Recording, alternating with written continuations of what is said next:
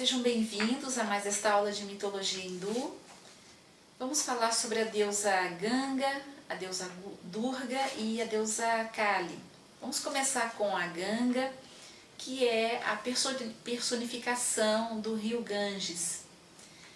O rio Ganges, ele tem muita ligação com o aspecto emocional, tem ligação com o inconsciente, enfim, com a energia psíquica de um modo geral, seja em que nível for. A água, ela é um elemento de purificação, a água limpa e no nível interno ela limpa dos pecados. Tem sido o elemento usado no batismo em vários povos. E não poderia ser diferente na Índia, né? Então, o rio Ganges, ou a deusa Ganga, é um rio sagrado. A deusa Ganga, ela é adorada e acredita-se que quando se banha nas águas do rio Ganges, há um benefício no sentido de uma libertação do processo de nascimentos e mortes. Então, banhar-se nas águas do rio Ganges é para os hindus algo assim tremendamente valoroso e chega a ser a ambição de muitos hindus, uma vez na vida que seja, banhar-se nas águas do rio, porque há todo esse simbolismo relacionado à limpeza interior, à purificação interior, ao livramento de pecados. Então, os hindus acreditam que levar as cinzas dos seus mortos para o rio Ganges é beneficiá-lo no processo de libertação da roda do Sansara. Banhar-se no rio é libertar-se de pecados. Então, há um grande valor, né, que se dá a essa deusa na Índia. Ela é muito adorada. Existe uma lenda relacionada à nascente do rio Ganges, né? Que tem a ver com o elixir da imortalidade. Então essa lenda fala que houve um tempo em que os demônios ameaçavam roubar esse elixir, então os deuses precisaram escondê-lo. Só que no processo do transporte, umas gotas caíram em lugares específicos, né, no território indiano. E uma dessas gotas caiu onde está a nascente do rio Ganges. Então esse lugar é considerado assim tremendamente sagrado para os hindus. A própria lenda do nascimento do rio Ganges também tem toda uma ligação com o tremendo poder que emana desse rio ou dessa deusa. Fala-se que quando do mundo espiritual brotou esse rio e ele veio para a terra, ele era tão poderoso, tão forte, que se ele descesse diretamente ia causar muitos danos. Então os homens oraram a Shiva pedindo a ele a sua intersecção, e o Shiva então se colocou bem no ponto onde o rio ia desaguar para a terra. Então o rio Ganges bateu primeiro na cabeça de Shiva, né? O primeiro jorro de água foi ali, e a partir dali então quebrou aquele impacto inicial e a água foi jorrando naturalmente, encontrando o seu curso na terra, beneficiando então o povo. Bom, o animal da deusa Ganga é o jacaré. Como nós já falamos, os deuses hindus possuem cada um o seu animal. Vamos ver agora a deusa Durga. A deusa Durga, ela é uma manifestação de Parvati. Ela é chamada de a invencível, devido ao seu poder de combater o mal. Ela nasceu por um pedido da tríade hindu, Brahma, Vishnu e Shiva, por conta de um demônio muito poderoso que eles não estavam conseguindo derrotar. Esse demônio, ele tinha o poder de mudar de forma e com isso ele se safava com facilidade dos deuses, né? Sem considerar um outro detalhe também. Esse demônio, ele não podia ser morto por um deus de vibração masculina, só uma mulher poderia derrotá-lo. Então, depois de muito guerrear e de pouco resultado, eles precisaram pedir então ajuda à grande deusa, né, a Mahadevi, a Parvati, para que auxiliasse. Então, a Parvati fez brotar do rio Ganges a deusa Durga. Então a deusa Durga, ela apareceu com uma imagem muito brilhante, com 3 olhos como lótus. Ela normalmente aparece ou com 8, ou 10 ou 16 braços. E cabelos exuberantes e um vermelho dourado na pele. Essa deusa, ela tem um potencial de guerreira, né? Uma deusa guerreira. O objetivo dela é combater o mal, ela nasceu para isso e ela representa dentro de nós todo esse potencial de superação das negatividades e daquilo que é mais pesado e mais denso. Então a deusa Durga, ela trabalha em níveis profundos do nosso inconsciente, onde certas formas mais instintivas estão ali habitando, como que demônios que carregamos, né, de tempos muito antigos, demônios internos, nosso lado sombra. Então a deusa Durga, ela tem esse potencial de destruir o mal dentro de nós. Bom, esse demônio que ela combateu, a história é o seguinte, a lenda é o seguinte, está narrada nos Puranas. Bom, havia um demônio chamado Ramba que se apaixonou por um búfalo. E dessa união nasceu esse demônio então, que é o Marishi Asura. Marishi é búfalo em sânscrito, Asura é demônio. Então o Marishi Asura, ele tinha essa forma de búfalo, mas como ele era meio humano, meio animal, ele podia mudar de forma a hora que ele quisesse. E ele tinha esse detalhe de que ele não poderia ser derrotado por homens ou por deuses de vibração masculina. Então, como ele tinha essa vantagem, ele acabou instalando uma era assim, de muito terror e de muita destruição. Em vista de que o esforço dos deuses para destruí-lo não estavam surtindo os efeitos esperados, então Brahma, Vishnu e Shiva, a própria trindade hindu, desceu à terra e foi até as margens do rio Ganges, e lá eles fizeram um rito para a deusa Parvati, para Mahadevi, né, a grande mãe, pedindo a ela uma ajuda, especificamente para destruir esse demônio. Então foi quando a grande mãe fez brotar a Durga do rio Ganges. Quando essa deusa nasceu, os deuses que estavam ali reunidos entregaram a ela as suas armas. Ela tem 8, 10 ou 16 braços, então assim, ela tinha, vamos dizer assim, mãos para aquelas armas todas, né? Então ela foi combater o demônio e conseguiu vencê-lo, né? Então depois de um tempo de luta, a Durga conseguiu então matar esse demônio. Então a Durga, ela representa essencialmente esse potencial para combater o mal, aquelas forças maléficas mais arraigadas, mais profundas, aquilo de mais potente que nós temos no nosso lado sombra. Então a Durga, nossa parte Durga trabalha com essas energias, né, e combate essas energias. Ela representa o poder de resistência, o combate às forças maléficas.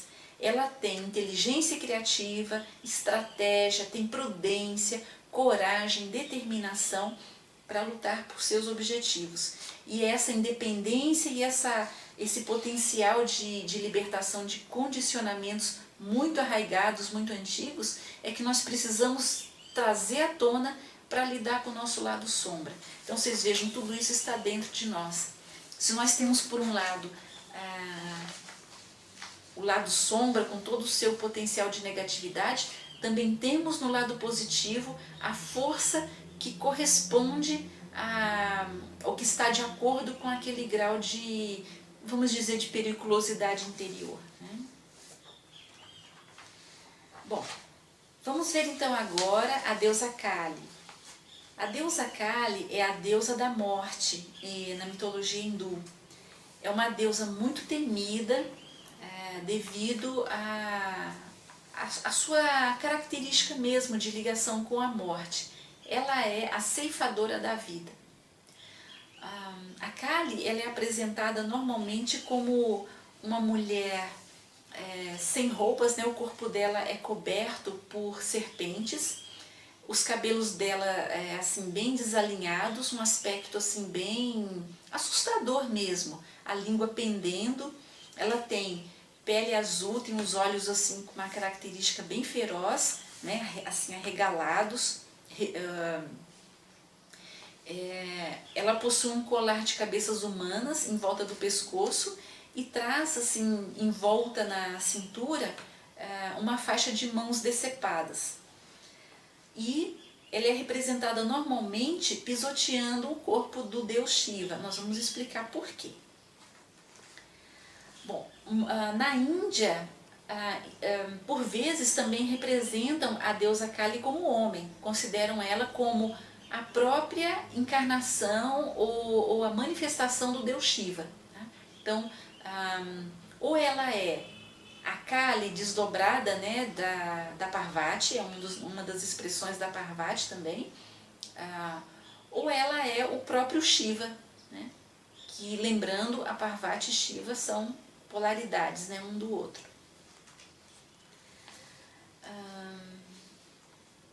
Qual é a lenda relacionada a Kali, assim, que nós gostaríamos de contar aqui, e que mostra bem a natureza dela ligada ao lado instintivo da força, né? A deusa Kali, ela tem uma ligação extremamente profunda com a terra, com o instinto mais básico.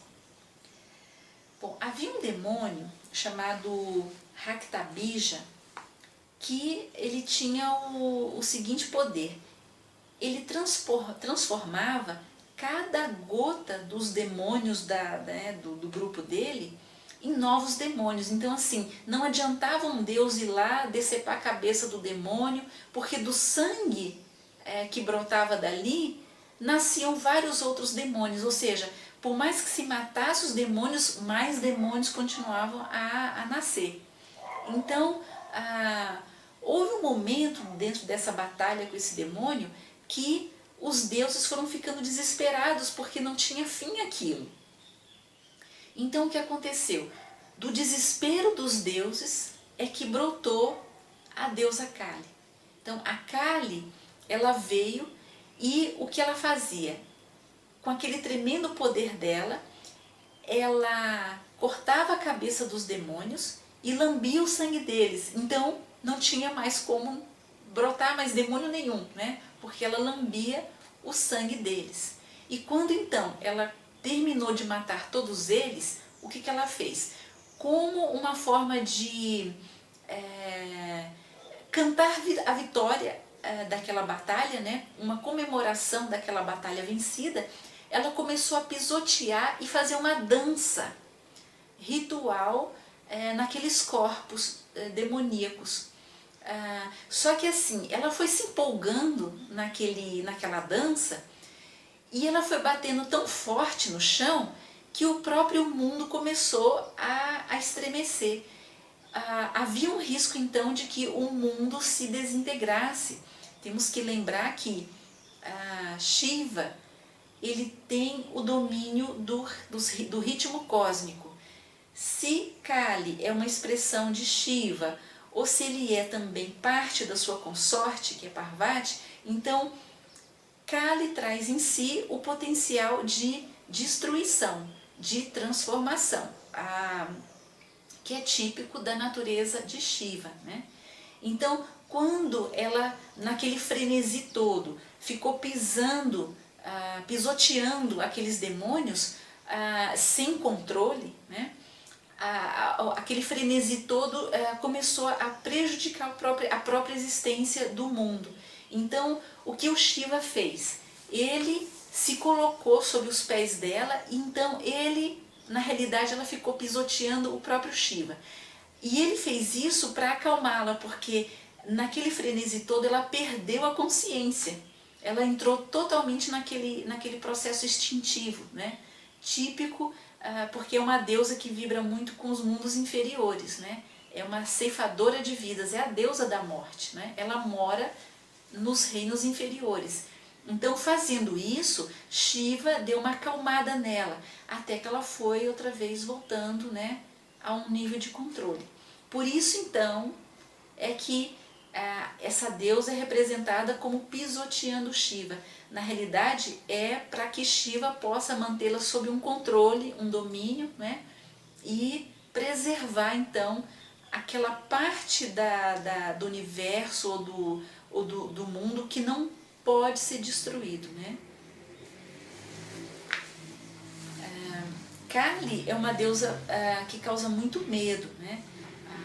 Desde tempos antigos que os cultos dela são relacionados à prática da magia negra, à prática de sacrifícios, e nos tempos antigos, sacrifícios animais acontecem em nome de Kali, e nos tempos antigos sacrifícios humanos eram feitos, né?